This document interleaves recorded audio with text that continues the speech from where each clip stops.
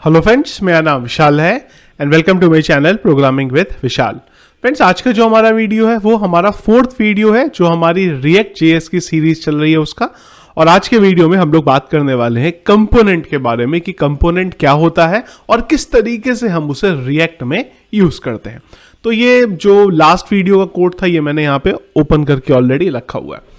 तो कंपोनेंट से मतलब आपका ये हो गया कि जैसे हम लोगों ने बात करी थी कि अगर हम लोग चलें और हम लोग YouTube के बारे में बात करें तो एक टॉप नेविगेशन बनाए, हम क्या कर सकते हैं, इसको एक कंपोनेंट में ब्रेक कर सकते हैं। फायदा क्या होगा, रीयूजेबिलिटी। जैसे कि एक हम लोगों ने टॉप के लिए कंपोनेंट बना लिया, एक हम लोगों ने लेफ्ट के लिए कंपोनेंट बना दिया, एक हम लोगों ने ये बीच के एरिया के लिए कंपोनेंट बना दिया। अब जब हमें ये एरिया कौन सा टॉप नेविगेशन कहीं पे भी दिखाना होगा तो हम इसके कंपोनेंट को बेसिकली कॉल कर लेंगे। और जब रिएक्ट के बारे में आप बात करते हैं तो रिएक्ट एक कंपोनेंट बेस्ड लैंग्वेज है। मतलब कंपोनेंट बेस्ड थोड़ा सा स्टेटमेंट गलत हो गया, रिएक्ट जेएस एक कंपोनेंट बेस्ड है। अब यहां पे कंपोनेंट बेस्ड का मतलब यह है कि जब हम रिएक्ट की बात करेंगे तो हम हमारे कोड को छोटे छोटे कंपोनेंट में या पार्ट्स में ब्रेक कर लेते हैं। कैसे चलेगा वो हम लोग एक बार अभी यहां पे देखेंगे। तो कंपोनेंट का जो आपका पूरे का पूरा गेम है वो आपका होगा एसआरसी के फोल्डर के अंदर। जैसे मैंने आपको लास्ट वीडियो में बोला था, एसआरसी का फोल्डर है, ये है आपका प्लेग्राउंड जहां पे आपको काम करना है। तो सबसे पहले हम लोग हमारा एक मेन एंट्री पॉइंट कंपोनेंट बनाते हैं। उसका नाम आप कुछ भी लिख सकते हैं। लेट्स से मैं यहां पे बना देता हूं ऐप। नॉर्मली हम लोग ऐप से ही इसे डिनोट करते हैं। तो अब app.js जो हो गया ये मेरा एक यहां पे एंट्री पॉइंट कंपोनेंट हो गया। मतलब जितने भी अब मेरे कंपोनेंट बनेंगे वो मेरे यहीं से इसी के थ्रू कॉल होंगे।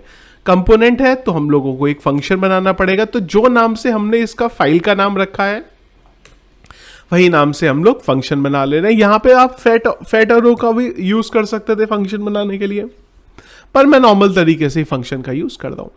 ये जो कोड हम लोग यहां पे रेंडर का यूज करते थे, ये सेम कोड आप यहां पे भी अगर यूज करना चाहें तो आप यूज कर सकते हैं। तो इसके लिए क्या करेंगे, हम लोग रिटर्न करा लेंगे हमारे रेंडर को। तो मैं बोल सकता हूं यहां पे रिटर्न रेंडर, पर रेंडर ऑलरेडी यहां पे लिखा हुआ है तो हमें रेंडर को कॉल नहीं करना, हमें अंदर के कोड को कॉल करना है। मतलब बेसिकली यहां पे ये हो जाएगा कि जैसे मैं एक h1 टैग ले लेता हूं, मैं एक आपको सबसे पहले एक सिंपल सा कंपोनेंट बना के देता हूं।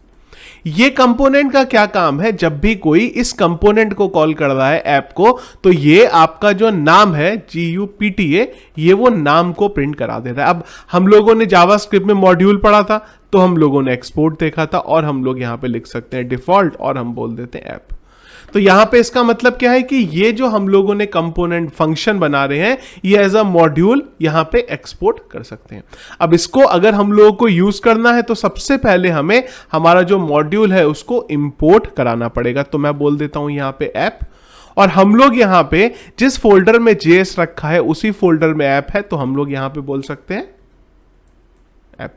ध्यान रखेंगे .js लिखने की आपको जरूरत नहीं है। इससे क्या होगा, ये नाम का जो कंपोनेंट है वो मेरा यहां पे कॉल हो जाएगा। अब अगर मैं इस कंपोनेंट को कॉल करना चाहता हूं तो मैं बस खाली यहां पे इस तरीके से इसे कॉल करा सकता हूं।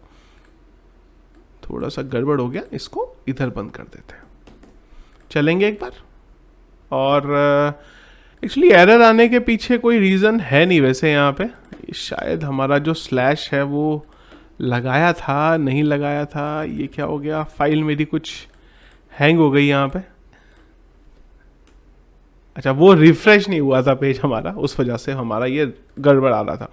तो यहां पे देखिए हमने अब क्या बोला कि एक ऐप नाम का कंपोनेंट है हमारा जो हमारा यहां पे पड़ा हुआ है, यहां से हम इस कंपोनेंट को कॉल करा सकते हैं। अब इस कंपोनेंट में अगर आपके मल्टीपल डेटा होता, अलग अलग टैग का डेटा होता, तो वही यूज करते जो मैंने आपको लास्ट वीडियो में बताया था। अगर आप लोगों को याद होगा तो लास्ट वीडियो में मैंने आप लोगों को एक चीज बताई थी कि अगर आपका मल्टीपल डेटा है तो रिएक्ट फ्रेगमेंट का आप यूज कर सकते हैं। रिएक्ट फ्रेगमेंट मतलब हम लोग यहां पे कुछ इस तरीके से लिख सकते हैं और इसके बीच में आप अपना मल्टीपल अगर आपको कोड लिखना है तो आप लिख सकते हैं। लेट्स से मैं यहां डाल देता हूं विशाल और एक और डाल देता हूं, H2 का भी यूज कर लेते हैं। कंटेंट सेम रख लेते हैं, बस मैं यहाँ पे एक H1 ले ले रहा हूँ और एक H2 ले ले रहा हूँ आप लोगों को दिखाने के लिए कि डेटा आ गया। अब यहाँ पे ये जो मेरा ऐप है इसको मैं कुछ इस तरीके से यहाँ पे लिखना चाहता हूँ। लेट्स से मैं बोलता हूँ एक हेडर नाम से कंपोनेंट है, इसके बाद एक कंटेंट नाम से कंपोनेंट है और एक फुटर नाम से कंपोनेंट है। अब हमने यहाँ पे तीन का जो है हमारे अलग अलग कंपोनेंट बना लिए, कंटेंट और एक बना लिया हमने फुटर।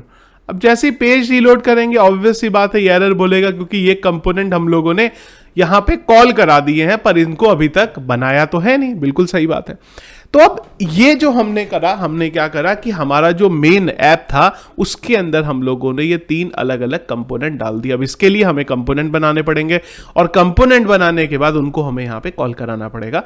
तो हम लोग क्या कर सकते हैं, एक अलग फोल्डर बनाएंगे कि जो आपका एसआरसी का फोल्डर है इसको कोशिश करेंगे, एक बार मैं आपको उधर खोल के भी दिखा देता हूं। ये एसआरसी का फोल्डर है, हम कोशिश करेंगे कि इस फोल्डर के अंदर जितनी कम से कम फाइल हो सके उतना डालें। कम से कम का मतलब टॉप लेवल पे कम से कम फाइल डालें। अब कंपोनेंट बनाने हैं तो हम लोग इधर आ जाते हैं और एक फोल्डर बना लेते हैं कंपोनेंट्स। तो अब इसमें हम लोग क्या करने वाले हैं, जितने भी हमारे कंपोनेंट हमारे बनेंगे वो सारे के सारे हम लोग इस फोल्डर में डाल देंगे। कंपोनेंट में आ गए। अब यहां पे मैं एक कंपोनेंट बना लेता हूं, लेट्स से एक फाइल बना लेता हूं header.js। एक इसी की कॉपी बना लेते हैं, या मैं इधर ही चलिए कॉपी कर लेता हूं, थोड़ा इजी है। यहां पे एक बना लेते हैं फुटर के लिए और एक बना लेते हैं कंटेंट के लिए। चलिए जी, ये आ गया हमारे पास। इन सबको ओपन भी कर लेते हैं। app.js में हम लोग आ गए। अब यहां पे मैं क्या करने वाला हूं, वही काम जो पहले करा था। एक फंक्शन बनाएंगे, जिस नाम से फाइल रखी है उसी नाम से फंक्शन बनाएंगे और यहां पे लेट्स से मैं रिटर्न कर देता हूं div और मैं बोल देता हूं हेडर और यहां पे हम लोग इसे करा लेते हैं एक्सपोर्ट इस तरीके से। इसी को कॉपी करके यहां डाल देता हूं, इसी को कॉपी करके यहां डाल देता हूं, यहां कर देता हूं कंटेंट कंटेंट कंटेंट और यहां कर देते हैं फुटर फुटर। ये क्या हो गया, अरे क्या कर दिया हमने थोड़ा सा गड़बड़ कर दिया कोड। तो हमने क्या कर लिया, अब अगर आप यहां पे देखें कि हमारा जो पेज है कौन सा वाला, जो हमारा कंपोनेंट है मेन, उस कंपोनेंट को हम लोगों ने अलग अलग पार्ट में हमारे यहां पे ब्रेक कर लिया। अब इसको अगर आप लोगों ने PHP पढ़ी है तो आप वही समझ सकते हैं, जैसे हम लोग एक टॉप नेविगेशन की अलग फाइल बना लेते थे, फुटर की अलग बना लेते थे और फिर हम लोग उसको रीयूजेबल कर लेते हैं जहां पे हमें उसकी जरूरत पड़ती है। अब यहां पे हमें, अगर हमने कोई कंपोनेंट बनाया है तो उसे इंपोर्ट भी करना पड़ेगा। अब इंपोर्ट किसको कर दें, हम लोग कर दें हेडर को। अब हेडर का कंपोनेंट हमारा कहां पड़ा है, अगर हम लोग इधर आए तो हेडर का कंपोनेंट कहां पड़ा है, ये पड़ा है हमारे पास कंपोनेंट के फोल्डर में और उसके अंदर हेडर से। इसी को कॉपी करेंगे, पेस्ट पेस्ट। अब एक कर देंगे हम लोग यहां पे कंटेंट कंटेंट फुटर फुटर। सारे कंपोनेंट हमारे सेट हो गए हैं, सब हमने कॉल करा लिए। हम इधर आए, पेज रीलोड किया, देखिए आ गया हेडर आ गया, कंटेंट आ गया, फुटर आ गया। तो इस तरीके से आप अपना जो कंटेंट है उसको बना सकते हैं अलग अलग तरीके से। कैसे चला फ्लो, जो हमारा index.js है यहां पे हमने बोला ये हमारा मेन एंट्री पॉइंट कंपोनेंट है, इसके अंदर हमारा ये आईडी पे दिखाना, ये हमने पहले भी डिस्कस किया था। यहां से हमने हमारा जो मेन कंपोनेंट है, जो पेरेंट कंपोनेंट है, उसको कॉल करा लिया, जो हमने बोला ऐप के नाम से। इस ऐप के अंदर हमने फर्दर बोला कि हमारे पास तीन अलग अलग कंपोनेंट है, हेडर के, कंटेंट के, फुटर के, और उसके लिए हम लोगों ने यहां पे इस तरीके से कंटेंट बना लिया। अब अगर आप चाहें तो यहां पे अपना नॉर्मल HTML बना सकते थे और वो HTML को अगर आप यहां पे कॉल कराना चाहें तो कॉल करा सकते हैं, जो हम आने वाले वीडियोस में करेंगे कि अगर हमें एक UI सेट करना होता है हेडर का, फुटर का, कंटेंट का, वो कैसे करते हैं, वो सारी चीजें हम लोग 1 by 1 देखेंगे। अब इसमें एक चीज आपके सामने ये आ सकती है, अभी कई लोगों का एक्चुअली मैंने जो क्वेश्चन पढ़े हैं उससे मुझे कई सारी चीजें समझ में आ रही। देखिए, रिएक्ट जेएस फ्रंट एंड के लिए यूज होता है। बैकएंड का डेटा अगर आपको पुल करके लेके आना है तो उसके लिए आपको एपीआईज बनानी पड़ेंगी। एपीआईज किस लैंग्वेज में बनानी है वो आपके ऊपर है। आप पीएचपी में बनाना चाहते हैं, आप कोई नोड यूज करना चाहते हैं, आप जावा यूज करना चाहते हैं, लारावेल यूज करना चाहते हैं, डॉट नेट यूज करना चाहते हैं, वो आपके ऊपर है। फ्रंट एंड रिएक्ट में बनेगा एक तरीके से, जो HTML का काम था वो हमारा यहां पे रिएक्ट में बन गया। अब बैकएंड के लिए HTML कनेक्ट नहीं कर सकता जिस तरीके से सर्वर साइड से, वैसी जो आपका रिएक्ट जेएस है उसको अगर डेटाबेस से कम्युनिकेट करना है आपका तो एपीआई बनानी पड़ेंगी। वो भी हम लोग आगे जाके यहां पे बनाने वाले हैं।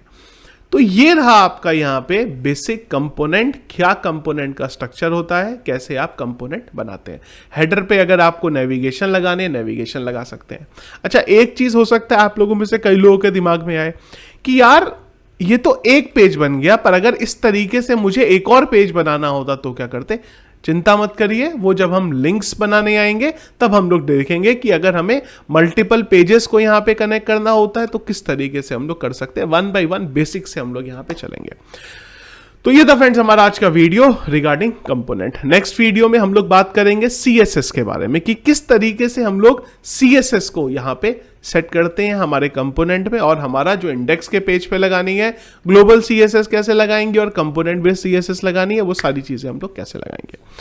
तो वीडियो फ्रेंड्स अगर आपको पसंद आया तो इसको लाइक और शेयर जरूर करिएगा। चैनल में अगर आप नए हैं, फर्स्ट टाइम मेरे वीडियो देख रहे हैं, तो जरूर हमारे चैनल को सब्सक्राइब कर लीजिएगा। इसी के साथ रिएक्ट जेएस का एक मैंने कंप्लीट प्लेलिस्ट बना दिया हुआ है। अब जितने भी हमारे वीडियोस हैं वो सब इसी प्लेलिस्ट में ऐड होते रहेंगे। Thank you friends.